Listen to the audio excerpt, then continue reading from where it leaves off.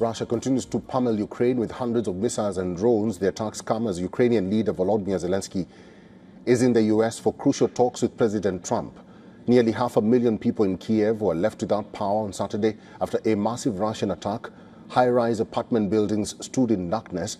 Diesel generators were used to generate power. State grid operators said energy facilities across Ukraine were struck by Russia and emergency power cuts had been implemented across the capital. Ukraine's foreign minister said a third of Kyiv was left without heat by the strikes. Temperatures in Kyiv hovered around 0 degrees Celsius. Russia attacked Kyiv and other parts of Ukraine with hundreds of missiles and drones. Russia has been making and claiming territorial gains last few days. Moscow's forces have claimed to have captured the 3 new towns in Ukraine's Donetsk region, as well as 2 towns in the Zaporizhzhia region. The gains are significant if the current battle lines are frozen in case of any truce. The occupied territory could also become a significant bargaining chip. Kyiv regional governor said the attack killed a 47-year-old woman and wounded 24 others. An air alert lasted several hours after loud overnight explosions, some accompanied by bright flashes that turned the sky orange. Kyiv's mayor said that over 2,500 residential buildings and hundreds of kindergartens, schools and social buildings lost heat. En route to the United States, Zelensky said that the Russian onslaught showed Moscow had no intention of ending the invasion. He consulted with allies and won renewed expressions of support.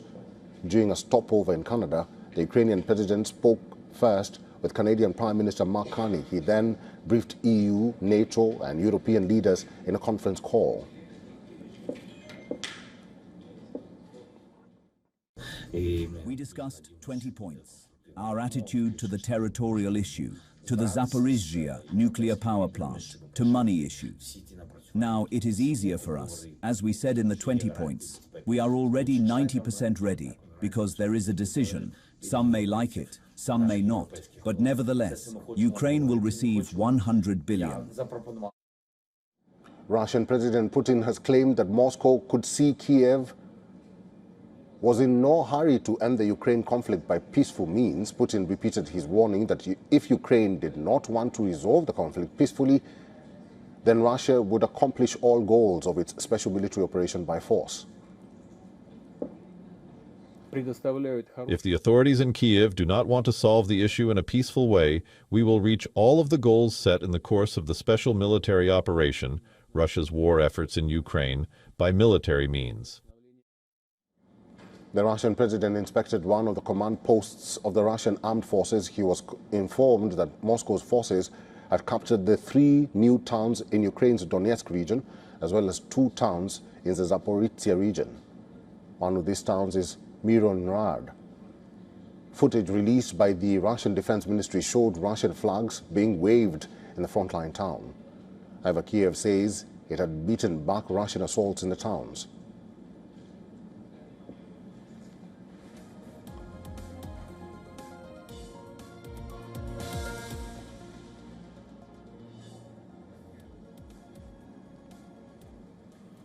Dr. Mark Episkopos is a Eurasia Research Fellow at the Quincy Institute and also adjunct professor at Marymount University. He's now joining us live from Geneva. Professor, thank you very much for your time.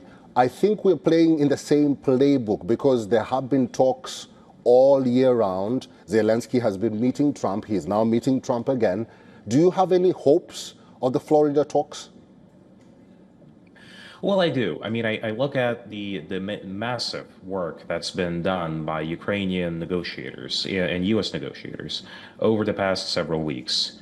And I see a real opportunity here to make meaningful progress toward not just a ceasefire, not just an immediate end to hostilities, but a larger framework deal between Russia and the West. As you recall, the original 28 points did talk a lot about the confliction in Ukraine, about ending the fighting between Russia and Ukraine, but these points were framed as part of a broader stabilization between Russia and the West.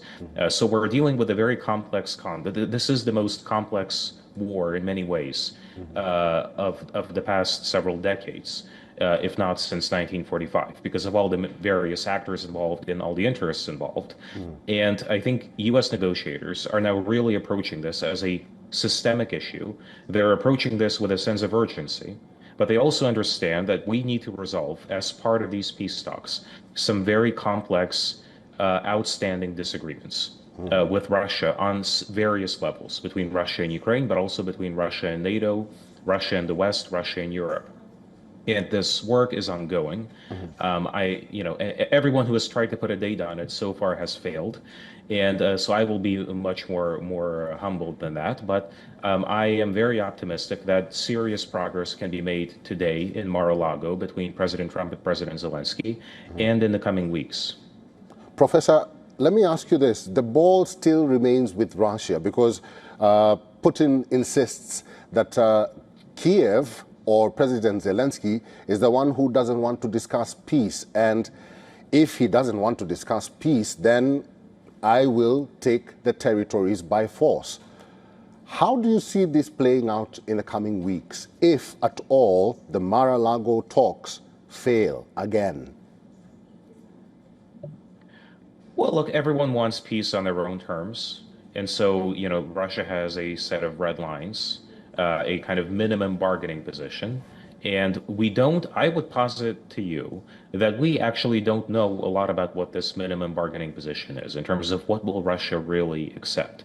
There is a proposal on the table to turn this 15 to 20% of the eastern Donetsk region, which is the region that is now in question, into a demilitarized zone, and to have a kind of Ukrainian withdrawal, but perhaps Ukraine can retain civilian administrative control over this region. And that already is a compromise that Russia may well accept, depending on if the other parts of the deal are to Putin's liking. And we'll see what comes of it. But I would not rush to say that Russia necessarily insists on full military control over this region. That is what the Russians say. But there's a difference between what they say, their public messaging, and what their actual real negotiating position is, which is, it remains to be found out over the coming weeks. And the same goes for Ukraine. Ukraine has many red lines of its own around territory. For example, President Zelensky has said that Ukraine will never recognize in a de jure or even de facto way Russian control over these territories that were captured since 2022. And I assume that's a hard red line for Ukraine. But again, all of this has to be negotiated in a real, meaningful way. And we're in a very unique situation here, where the negotiations are actually not unfolding between the parties at war, between Russia and Ukraine. There is instead this kind of mediation being done by the United States, which itself is a bit of an awkward situation, because we are clearly acting as a mediator, but we're also aiding one of the two sides that is at war. We're actively supplying Ukraine with military intelligence, with equipment and all the rest of it. But we nevertheless have played the role of mediator here. And yet it is difficult to solve a war, to settle a war, if the two sides actually fighting each other cannot directly negotiate with each other. So that's a difficulty that is ongoing. And I assume at some point, Ukrainian and Russian negotiators will have to find a format for direct talks, perhaps not at the highest levels, not at the level of President Putin and President Zelensky, but on the level of top officials. Okay. But nevertheless, you have a set of red lines articulated by Russia around what it will and will not accept, a set of red lines around Ukraine. And the goal of this administration, the Trump administration, as a mediator in all of this, is to find out if there is some kind of a deal to be struck that respects the red lines articulated by Russia and Ukraine to the best of our ability as a mediator. Okay, Professor, we'll have to leave it there. Thank you very much for your time and for talking to us today. Thank you.